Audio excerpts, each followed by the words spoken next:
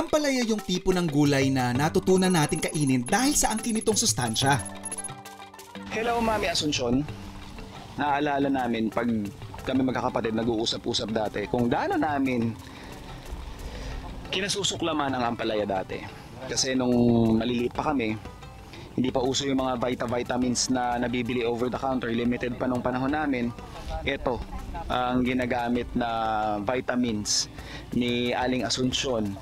At ang gagawin niya dito, bibili siya ng talbos or dahon ng ampalaya, or minsan may tanim kami sa bahay, pipigain niya, tapos yung pinakakatas, tigi-tigi sa kaming kutsarang magkakapatid nun.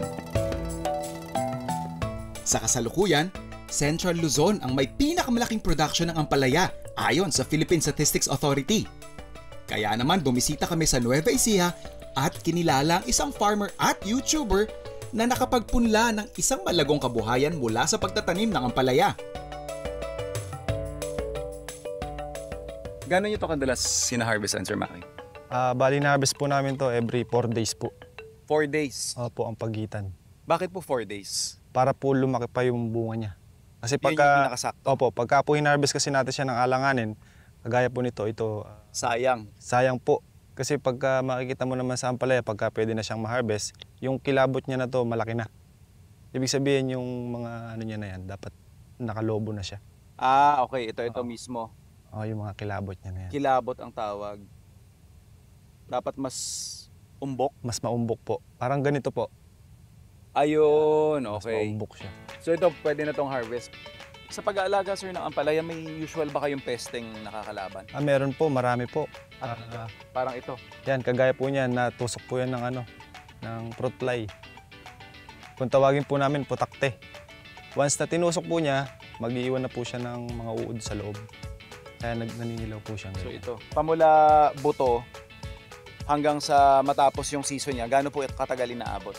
Kadalasan po inabot po ng 5 to 6 months. 5 to 6 months. Mula, Naka-life cycle opo, niya. yun na po yung pinaka-life cycle niya. Ano po ito? Pagka-harvest, hindi na pwedeng patubuin ulit, gano'n? Pagka-harvest po niya, hanggang 15 harvest lang po kami. 15. 14, 15, mga ganyan po possible. Tapos usually po, Sir Maki, sa isang puno, kagaya nitong nakikita natin, mga ilang piraso ng bunga ang kaya niyang i-produce? Marami po, Sa 5 to 6 months? Marami po. Sa estimate ko siguro kaya niya magbigay hanggang mga 50. 50 piraso? 50 piraso. Oh, More or less po yun. More or less po yun sa 50. Ito po yung grafted. Ibig sabihin po, yung pinakapuno po niya, hindi po ampalaya. Patola po yun. Kaya pala iba yung... Nakadugtong lang po yung ampalaya. Bakit po? Kasi parang ang ano dito sa amin kasi, sumikat na yung grafted na yan kasi mas malakas siya mamunga compare sa buto. Ganun po siya. Okay. So yun na yung bagong technique ngayon. Ngayon ko lang nalaman yun Pag bibili ka po, di ba, ng puno ng ampalaya, minsan makikita mo may mga bulaklak na. Apo. Advisable ba yun na patuloyin yung bulaklak na yun, yung bunga na yun? Pwede naman po. Check niyo po yung bibilin yung punla o binhi. Pag halimbawa tubo na po siya, iangat niyo po siya sa tray. Okay. Makikita niyo po yung ugat niya, kailangan puting-puti. Oh, okay. Ibig sabihin po nun, healthy po yung Yung punla niya. Yung punla niya.